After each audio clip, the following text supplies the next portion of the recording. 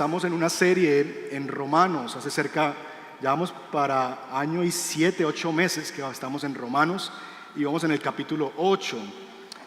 Pero mientras que usted se ubica en el capítulo 8, yo quisiera que usted respondiera una pregunta que tiene que ver con la imagen que usted está viendo en la pantalla. Y la pregunta es la siguiente: ¿recuerda qué emociones o pensamientos hay en un parto? ¿Qué tipo de emociones o de pensamientos hay en el momento de un parto? A ver. ¿Cómo?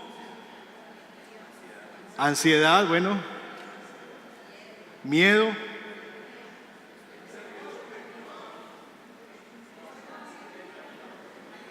Alegría. Muy bien. Ok, toda esa cantidad de cosas, ¿verdad? Algo de ansiedad, algo de miedo, algo, no sé por qué tantos hombres respondieron, pero supongamos que ellos tienen una buena empatía con sus esposas y lograron entender esa situación. Bueno, los hombres también sufrimos en ese momento, ¿verdad? Y tal vez allá afuera, sin darnos cuenta, algunos tienen la valentía de entrar al momento del parto, valentía que por ejemplo yo no tuve, pero sé que otros han tenido, y estar ahí acompañando a sus esposas. Así que con esas emociones y esos pensamientos que hay en un parto, en un trabajo de parto, yo quiero que leamos la escritura esta mañana. Romanos capítulo 8, y hoy vamos a estar desde el verso 18 hasta el verso 25. Romanos 8, 18 al 25.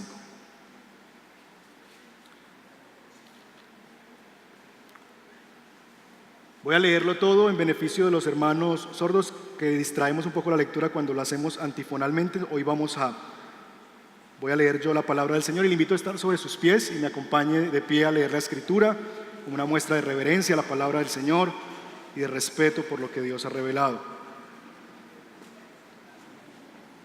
Romanos 8, 18 al 25. De nuevo, vamos a leer esto en mente con los pensamientos y las emociones que hay en un trabajo de parto. ¿Estamos? Dice así la palabra del Señor. De hecho, considero que nada se comparan los sufrimientos actuales con la gloria que habrá de revelarse en nosotros. La creación aguarda con ansiedad la revelación de los hijos de Dios, porque fue sometida a frustración. Esto no sucedió por su propia voluntad, sino por la de aquel que así lo dispuso. Pero queda firme la esperanza de que la creación misma ha de ser liberada de la corrupción que la esclaviza, para así alcanzar la gloriosa libertad de los hijos de Dios. Sabemos que toda la creación gime a una, como si estuviera con dolores de parto. Y no solamente ella, sino también nosotros, que tenemos las primicias del Espíritu, gemimos interiormente mientras aguardamos nuestra adopción como hijos, es decir, la redención de nuestro cuerpo. Porque en esa esperanza fuimos salvados. Pero la esperanza que se ve ya no es esperanza. ¿Quién espera lo que ya tiene? Pero si esperamos lo que todavía no tenemos, en la espera mostramos nuestra constancia. Amén. Puede tomar su lugar. Mis hermanos y amigos, estamos en trabajo de parto. Estamos en trabajo de parto. Permítame orar para que Dios nos guíe esta mañana en la palabra. Padre, es evidente en tu palabra que los creyentes y la creación estamos en trabajo de parto. Y lo que quiero rogarte, Señor, esta mañana es que nos ayudes a ver el gozo que tenemos por delante de nosotros. Entender que este sufrimiento, este gemir dentro de nosotros, estos dolores que padecemos, este sufrimiento momentáneo, tiene sentido y vale la pena cuando lo vivimos a la luz de lo que vendrá, de lo que veremos. Ayúdanos a esperar, como dice tu palabra, lo que no vemos, y a esperarlo con ansiedad, con deseo, con profundo deseo de ver esa gloria y esa libertad que se manifestará en nosotros.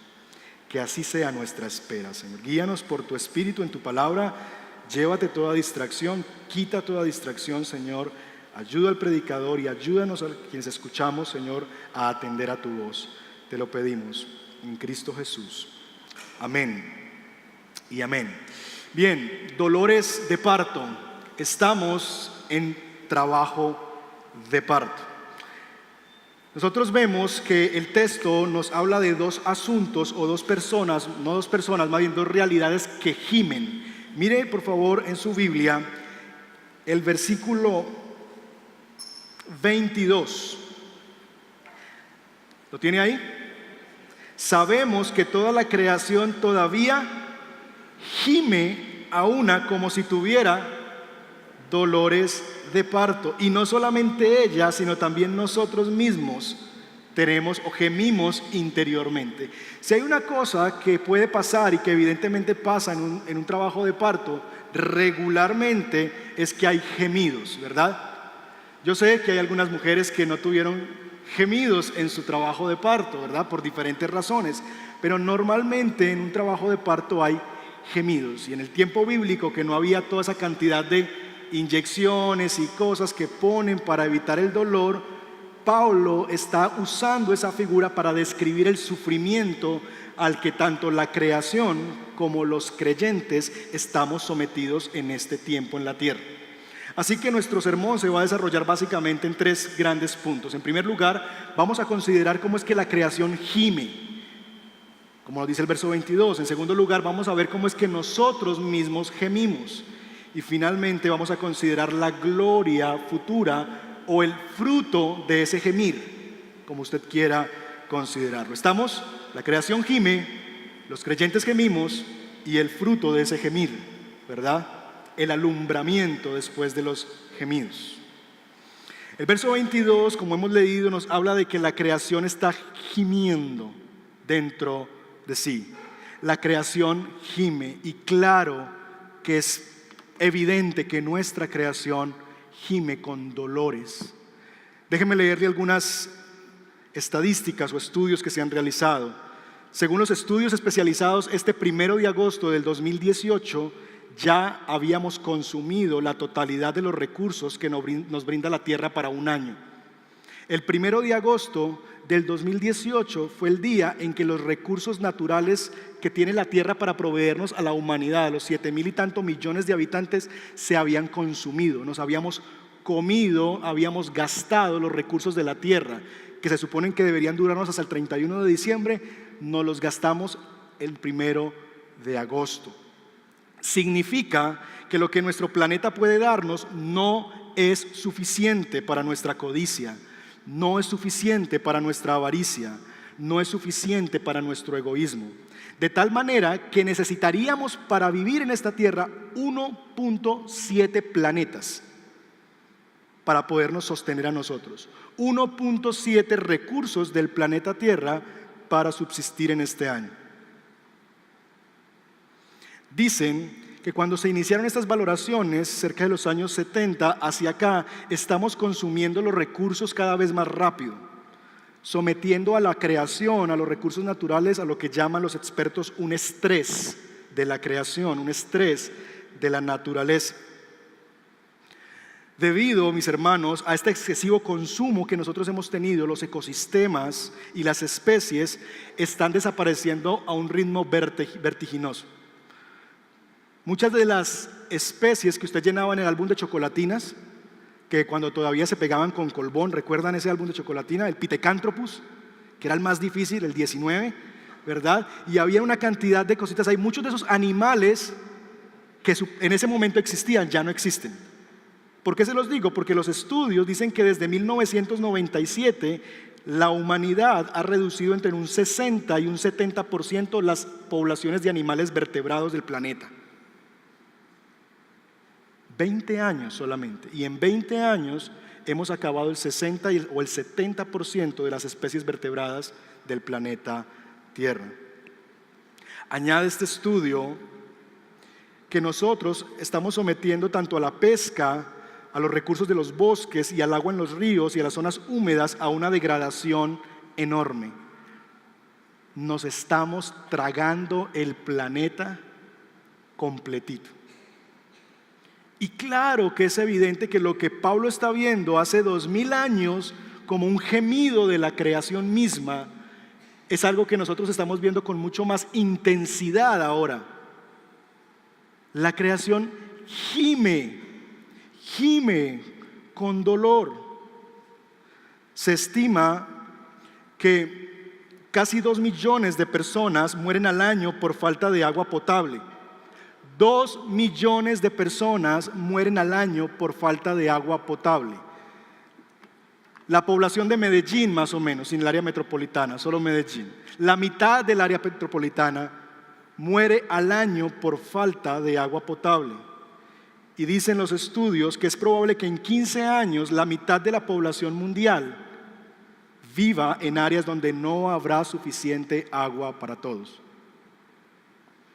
15 años. Yo tengo un hijo de 4, tengo otro de 2. Quiere decir que cuando ellos sean adolescentes, jóvenes, no va a haber agua para darles. Y seguramente no me van a pedir un Xbox, sino que me van a pedir agua. Hemos llevado a la tierra, a la creación, a este estado. Ahora bien, mire por ejemplo esta realidad. Esto es un estudio que se hizo para ver cuánta agua se gasta o se invierte Para poder tener una rebanada de pan necesitamos invertir 45 litros de agua. Para que usted haga un sándwich con 2 rodajas de pan se requieren 90 litros de agua que se desperdician en tratamientos químicos y en producción. Para tener duchas, ¿verdad? Ducharnos y las tinas o el baño diario se requieren 48 litros de agua. Para elaborar papel, algodón y ropa se requieren 167 litros de agua.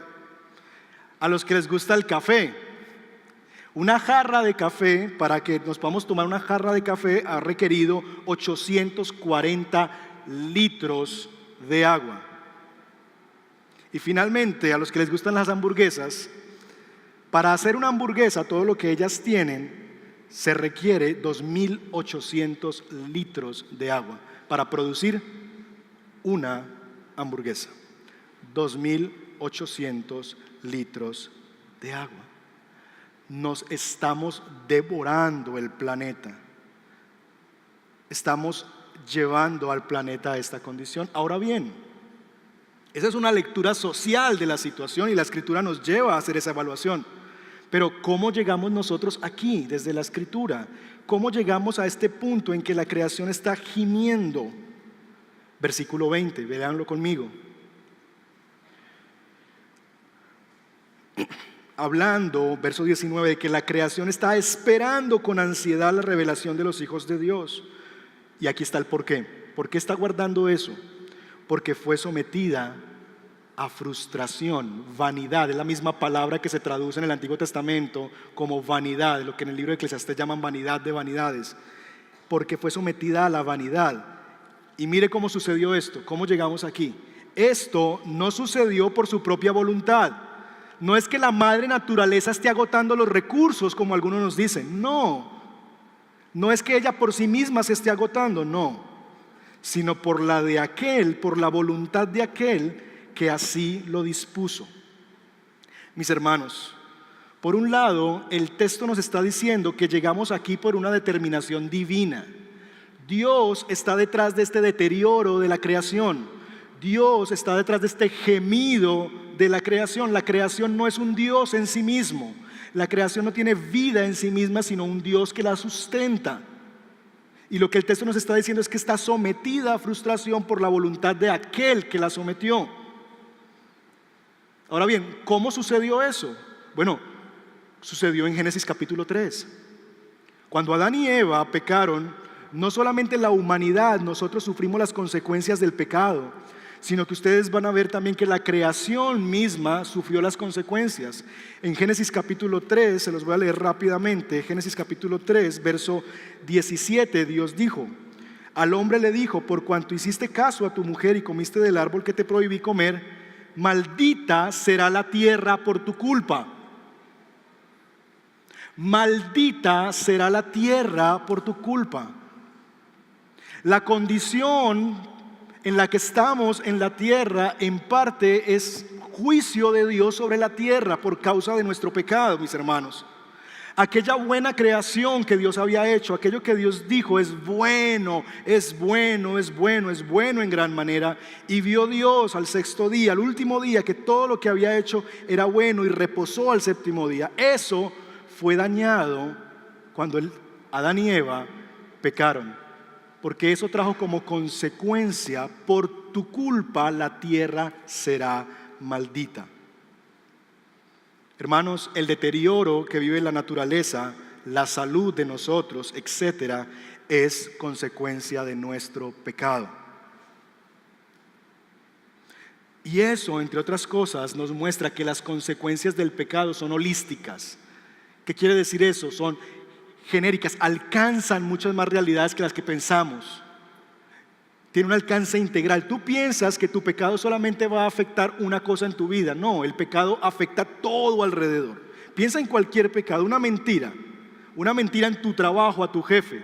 ¿Tú crees que solamente va a afectar tu trabajo? No, afecta a tus compañeros ahora cómo te ven, afecta en tu bolsillo porque tu jefe te va a echar, afecta la relación con tu esposa porque tu esposa te va a decir cómo fuiste de bruto para haber hecho eso, afecta a tus hijos porque vas a tener que sacarlos de las clases extras que podías pagar por tu trabajo.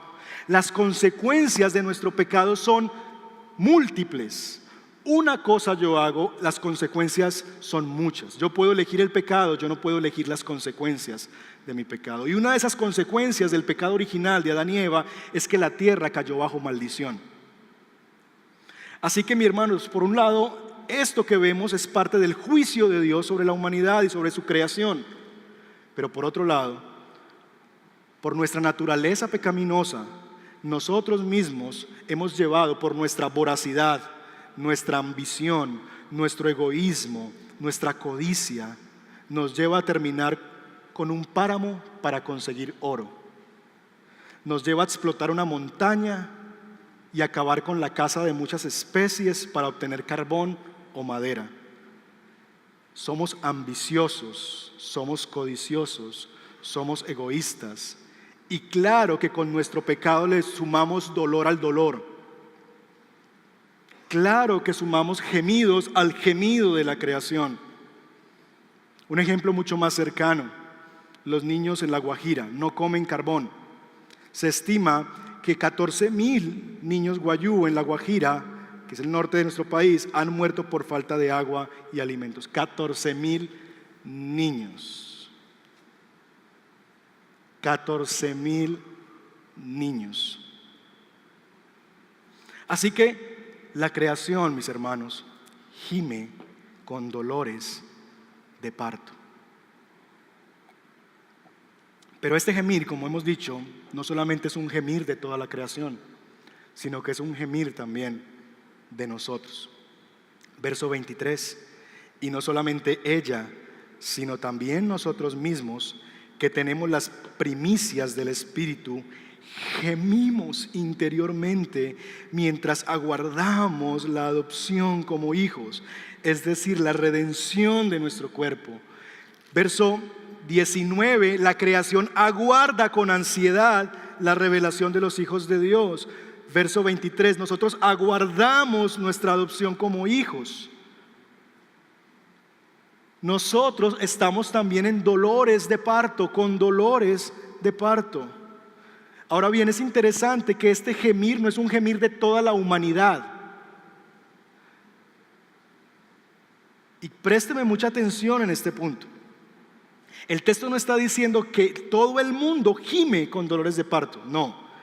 Está diciendo que nosotros mismos, nosotros, los creyentes, Pablo, la iglesia, está gimiendo interiormente mientras aguardamos nuestra adopción como hijos. Los que gimen como una mujer en trabajo de parto son los creyentes.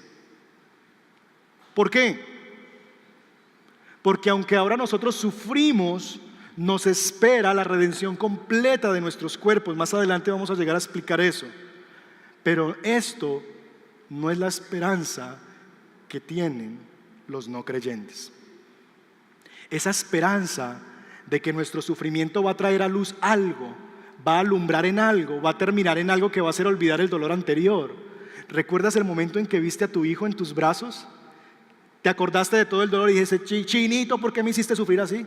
¿Fue lo primero que le dijiste? No, como que estabas ahí diciendo, valió la pena, valió la pena.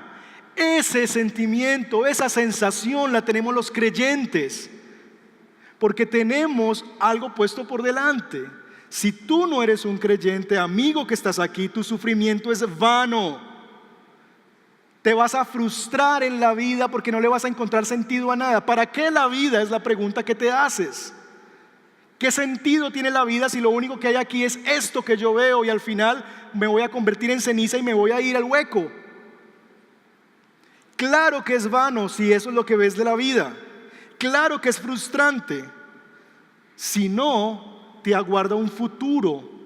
Si no, en el porvenir te espera un redentor y un salvador. Si tú no vienes a Cristo para redención espiritual, no te aguardará la redención de tu cuerpo en el futuro. ¿Sabes qué te va a aguardar, amigo que estás aquí y no conoces el Evangelio, a Cristo Jesús? El sufrimiento eterno. En vez de la redención de tu cuerpo, te va a esperar el sufrimiento eterno.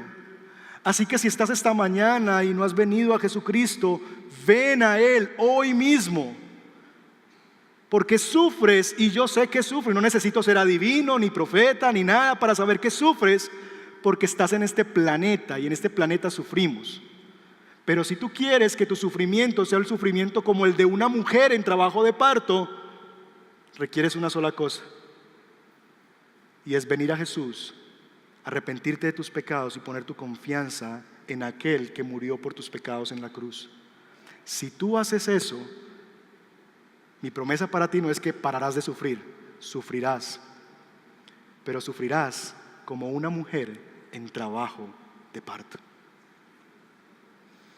Ahora bien, el texto nos dice que nosotros esperamos la redención de nuestro cuerpo. ¿Lo leyeron?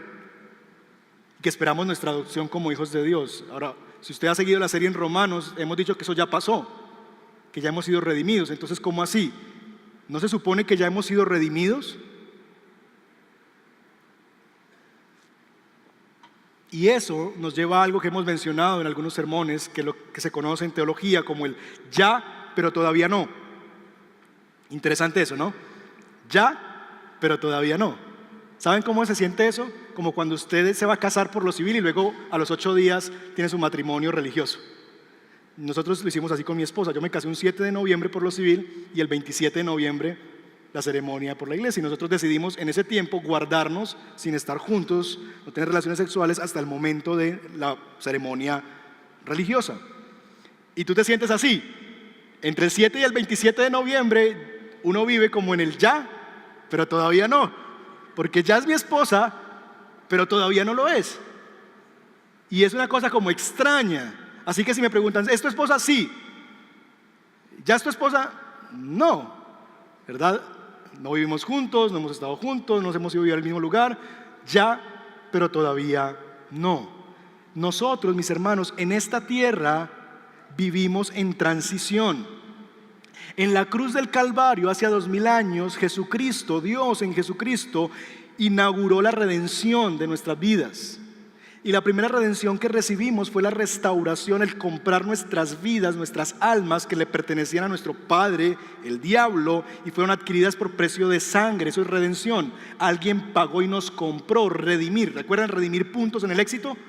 Que es comprar, es canjear. La sangre de Jesús redimió, nos sacó de allí, nos compró y nos trajo una nueva vida. Ya le pertenecemos a Él espiritualmente, pero todavía lo que el texto nos está diciendo es que a partir de la cruz se inauguró esa redención. Y sí, estamos ya redimidos, pero llegará un momento en que nuestros cuerpos serán también redimidos junto con Él. No solamente nuestra alma y nuestro interior, nuestro ser, sino también nuestro cuerpo. Y el Espíritu Santo, dice el texto, se nos ha dado como una garantía de eso.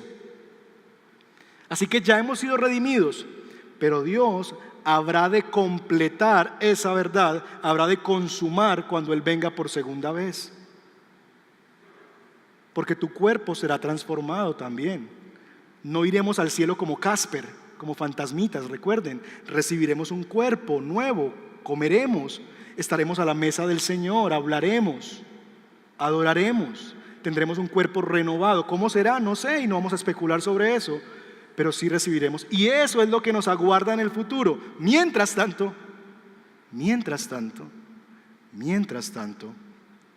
gemimos. ¿Por qué gemimos nosotros los creyentes? Bueno, gemimos porque nuestro cuerpo se desgasta. ¿Recuerda cuando tenías 20 y podías cargar ese bulto de cemento y póngame el otro? Ahora te ponen un paquete de 5 kilos de arroz y ya estás sintiendo que se te vienes abajo. ¿Recuerdas esos momentos en que te acostabas a las 2 de la mañana y te levantabas a las 5 a trabajar y como si nada? Pero ahora, si no duermes 8 días, el otro día eres un ogro. Nuestros cuerpos gemimos porque nuestros cuerpos se desgastan, se enferman, desfallecen, se cansan. Miren lo que dice la segunda carta a los Corintios y cómo Pablo describe hermosamente esta realidad, este gemir de nuestros cuerpos. De hecho, dice el apóstol Pablo en la segunda carta a los Corintios, sabemos que si esta tienda de campaña, así llama Pablo a nuestro cuerpo, tienda de campaña, camping, ¿verdad? Y eso es transitorio, se daña muy rápido, es por un momentico que usted la usa, no es muy frágil. Ok, ese es tu cuerpo. De hecho, sabemos que si esta tienda de campaña en que vivimos se deshace, tenemos de Dios un edificio, una casa eterna en el cielo, no construida por manos humanas. Esa es la esperanza. Que sí, aquí nos enfermamos, esta tienda de campaña se va a deshacer y por alguna razón nos vamos a morir. Pero nosotros tenemos de Dios mismo un edificio, una casa eterna. Mientras tanto, verso 2, suspiramos, anhelando ser revestidos de nuestra morada celestial, porque cuando seamos revestidos, no se nos hallará desnudos. Realmente, dice Pablo, vivimos en esta tienda de campaña, ¿cómo? Suspirando y agobiados, pues no deseamos ser desvestidos. Es decir, no queremos que desaparezca esa tienda de campaña. Todos nos resistimos a la muerte, pero sí deseamos ser revestidos para que lo mortal, mis hermanos, sea absorbido por la vida. Es Dios quien nos ha hecho para este fin y nos ha dado a su Espíritu como garantía de sus promesas. Eso es lo que el versículo 23 nos dice, que tenemos las primicias del Espíritu. Dios lo que nos está diciendo es el Espíritu Santo es la persona de Dios que está en nosotros como una garantía de que Dios va a cumplir eso. ¿Recuerdan en el Evangelio de Juan cuando Jesús se va a ir y les dice, es necesario que yo me vaya y les prepare un lugar, pero les enviaré al Consolador, a la garantía, a las primicias, para que tengan una certeza, les voy a cumplir. Les voy a cumplir. Mis hermanos, gemimos en nuestros cuerpos, pero también gemimos porque aunque estamos libres de la condenación del pecado y de la esclavitud del pecado, todavía nuestra carne nos impide ser lo que deseamos ser. Gemimos porque todavía, queriendo vivir para la gloria de Dios en todas las áreas de nuestra existencia, gemimos porque todavía no somos como deberíamos, no somos como deseamos. Todavía luchamos en esta carne, no en el cuerpo natural, sino en nuestra carne, en nuestra pecaminosidad, luchando con ser santificados cada vez más y ser más como la imagen perfecta de Dios. Gemimos porque todavía no podemos ser lo que queremos. Así que, mis hermanos, los creyentes gemimos, aunque algunos en su mala teología no le den lugar a los gemidos. La creación gime, los creyentes gimen. Pero ¿saben cómo gemimos? Gemimos como una mujer en trabajo de parto. ¿Qué sentimientos hay? Gozo, porque ya casi voy a ver a mi bebé. Ansiedad, que venga, que acabe, que ya. Anhelo. Esperanza por lo que sus ojos verán. Mis hermanos, los sufrimientos de la creación y los nuestros son tan solo un hermoso preludio, una hermosa introducción a la gloria que habrá de manifestarse en nosotros. Y esto nos lleva a nuestro tercer punto, la gloria futura. Verso 18 y 19 nos describe esto. De hecho, considero que en nada se comparan los sufrimientos actuales con la gloria que habrá de revelarse en nosotros. Mamás, en nada se compara los dolores que ustedes vivieron con el gozo de tener a ese bebé en sus brazos y verlo. Así describe esta realidad el apóstol Pablo. La creación aguarda con ansiedad la revelación de los hijos de Dios. Versos 24 y 25, porque en esa esperanza fuimos salvados, pero la esperanza que se ve ya no es esperanza. Porque ¿quién espera lo que ya tiene? Pero si esperamos lo que todavía no tenemos, en la espera mostramos nuestra constancia. Pablo está diciendo, es esa realidad, esperamos dar a luz un bebé que todavía no vemos y tenemos la esperanza de que lo veremos. Y por eso esperamos y somos constantes y no desmayan, sino que cuando el médico dice, puja con todas sus fuerzas, porque piensa, ya va a venir, está que sale, va a alumbrar, lo voy a tener en mis brazos. Mis hermanos, así los creyentes aguardamos una gloria en el futuro. La creación será liberada. Estos problemas que tenemos de agua, de especies, de todas estas realidades, estamos entrando en el segundo periodo de contaminación de Medellín. Octubre va a ser otra vez las crisis de la contaminación. La creación, mis hermanos, será liberada. Y la forma en que esta liberación se dará es que la corrupción será quitada como por fuego, dice la Escritura. La tierra tal como la conocemos va a terminar y va a dar paso a una tierra nueva y a un cielo nuevo. La tierra, la creación va a pasar de la esclavitud a la libertad, de la corrupción a lo incorruptible. Va a haber una creación donde va a ser posible, no como en Nat Geo que nos muestran a los depredadores y el león yendo por el venado a cazarlo, sino veremos en Nat Geo, tal vez con nuestros propios ojos, si no existe Nat Geo, veremos al león y al cordero jugando juntos y brincando, ¿verdad? Y haciéndose bromas. Veremos cómo en el desierto florece el azafrán, como dice Isaías.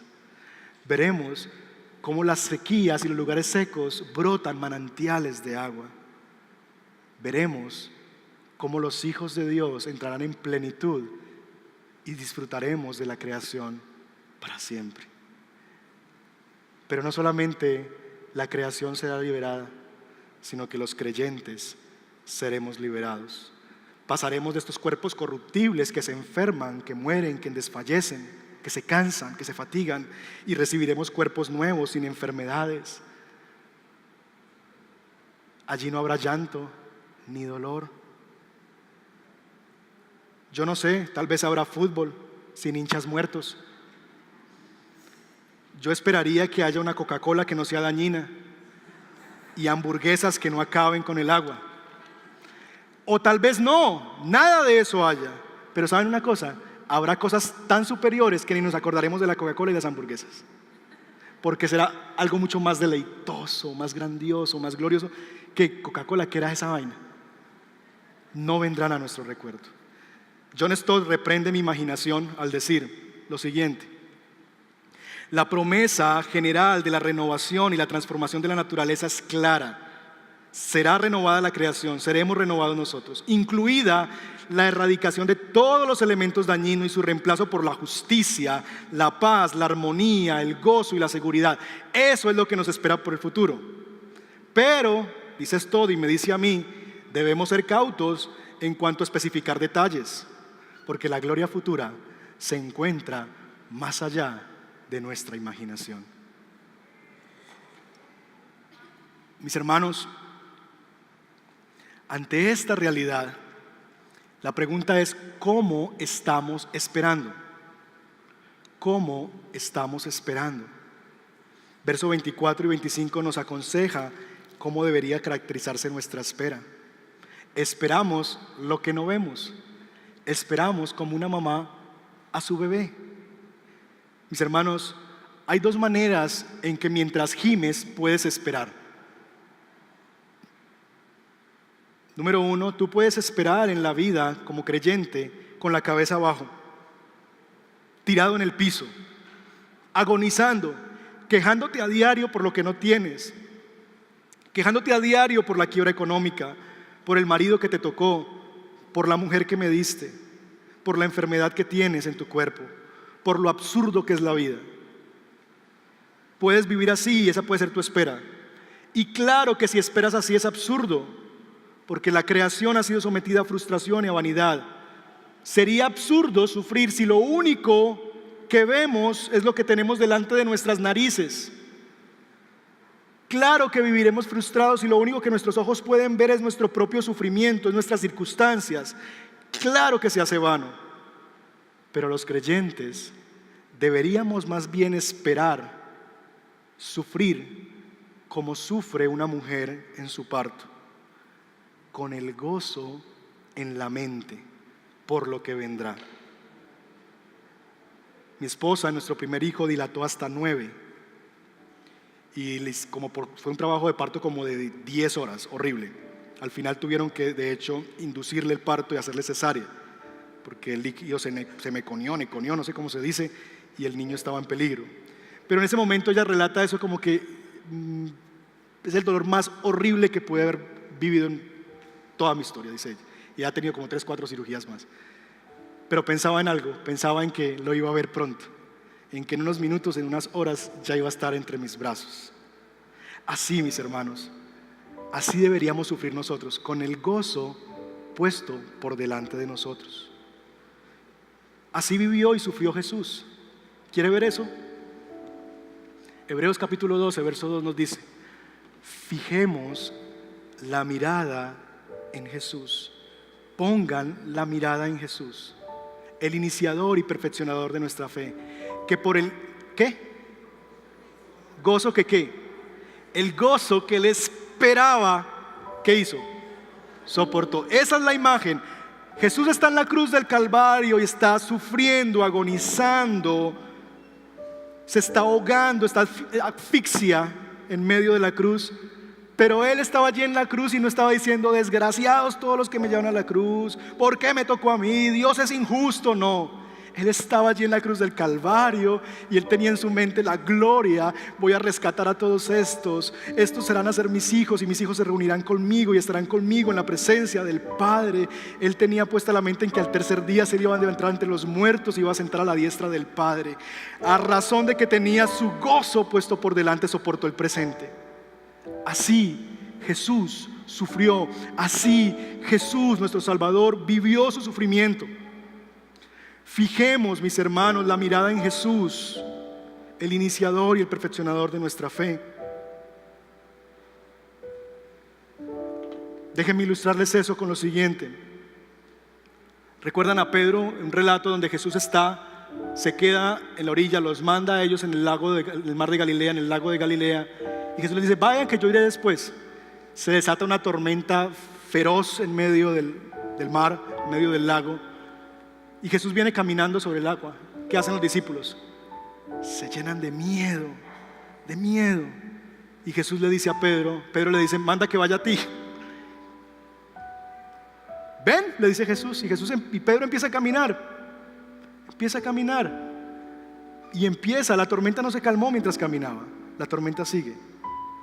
Pero Pedro, por un momento, hizo algo que nosotros también hacemos, y es que dejó de ver a Jesús como quien le había llamado: ven a mí.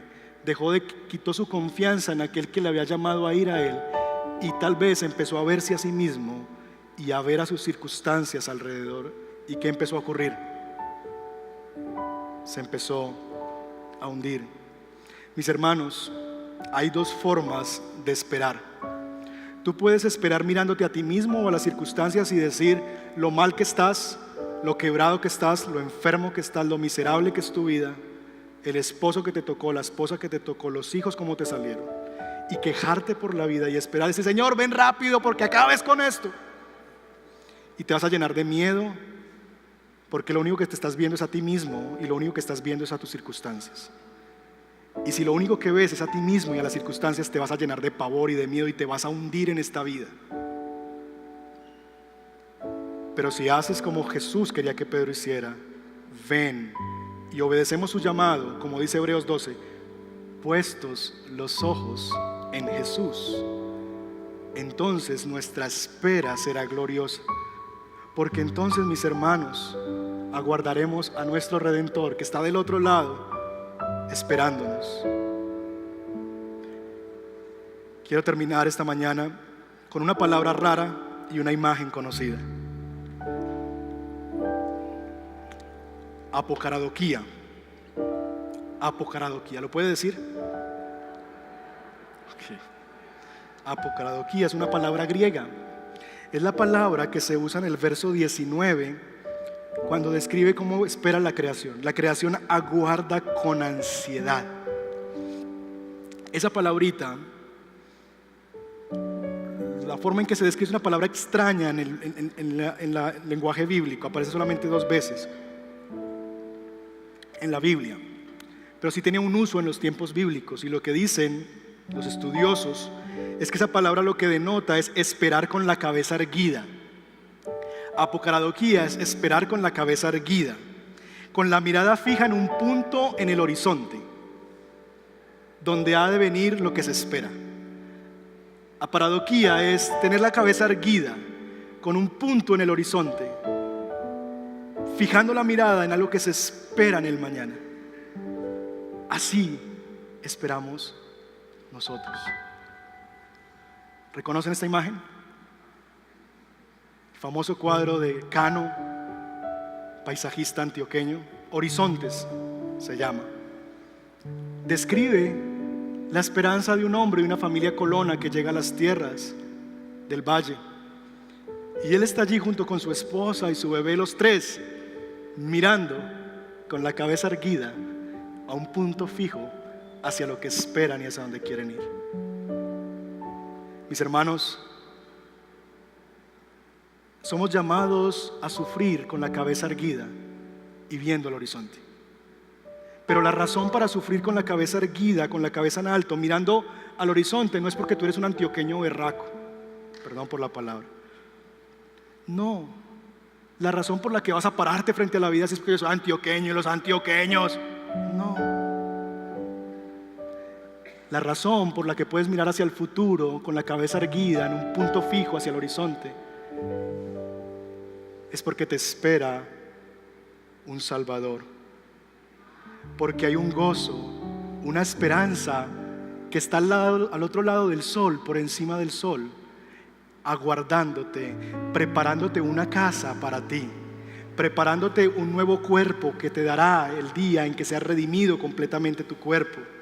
Está en su cielo aquel que va a enjugar toda lágrima de tus ojos, que la va a secar de tus mejillas, aquel que te va a dar un cuerpo incorruptible y quitará ese cuerpo corruptible de enfermedad que hoy tienes, aquel que quitará toda relación con el pecado y nos dará un cuerpo sin relación con el pecado para unirnos con Él en plenitud y sentarnos a su mesa y disfrutar del placer más extraordinario que es estar con nuestro Salvador. Si disfrutas tu tiempo de devoción y cuando te encuentras con Dios y sientes aún la presencia de Dios, eso es una milésima de lo que será tu gozo, tu paz, cuando le veas a Él cara a cara. Allí está Él en el horizonte. Fija tus ojos en Jesús. Fija tus ojos en Cristo, tan llenos de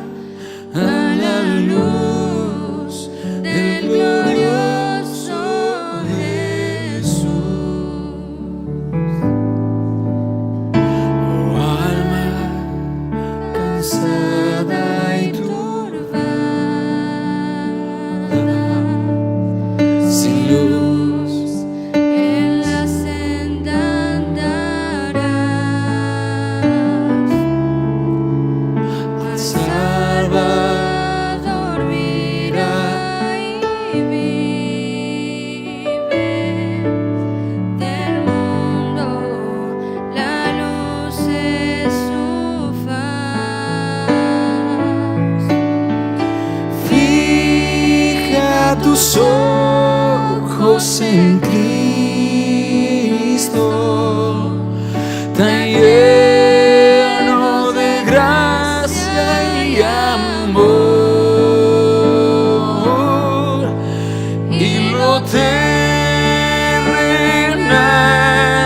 sin valor será a la luz del glorioso Jesús. Señor, te damos gracias. Te damos gracias porque podemos ver a ti, Señor. Podemos verte a ti. Y al verte a ti podemos enfrentar el sufrimiento y el dolor y estos gemidos con esperanza. Queremos gemir como mujer en trabajo de parto. No nos has prometido que no habrá gemido, ni dolor, ni sufrimiento. Lo que sí, Señor, es que esto no será todo, y este es el preludio, la introducción a la gloriosa realidad a la que seremos introducidos los hijos de Dios. La adopción completa y perfecta como hijos, la redención de nuestros cuerpos, la creación renovada. Allá queremos, Señor, fijar nuestros ojos, en el Redentor que está en el horizonte, aguardándonos. Ayúdanos a fijar en ti, Señor, y solamente en ti nuestra mirada. Te lo pedimos en el nombre de Jesús. Amén. Amén. Tome su lugar, por favor, un momento, y solamente quiero cerrar con algunas cosas que quisiera animarte que pensaras esta semana. Dos preguntas. Primero, ¿cómo puedes tú dejar de contribuir al gemido de la creación? Los creyentes tenemos una responsabilidad ecológica. Tenemos un llamado creacional que es a ser mayordomos de la creación. ¿Cómo puedes tú dejar de contribuir al gemido de la creación? Ahí hay unos ejemplos. Tal vez reciclaje, consumir más comida orgánica, aprovechar energías renovables, poner ahorradores de agua, de energía, de luz, no sé. Mandar a arreglar tu carro. 2, ¿cómo estás sufriendo? ¿Estás sufriendo bien? Y en ese sentido, ¿hacia qué estás mirando cuando sufres? Y finalmente, recuerda que hay una gloria futura que es mucho mejor que lo que imaginas. Abraza esa gloria futura. Quiera Dios que esta semana podamos caminar en su palabra y ser guiados por ella. Amén.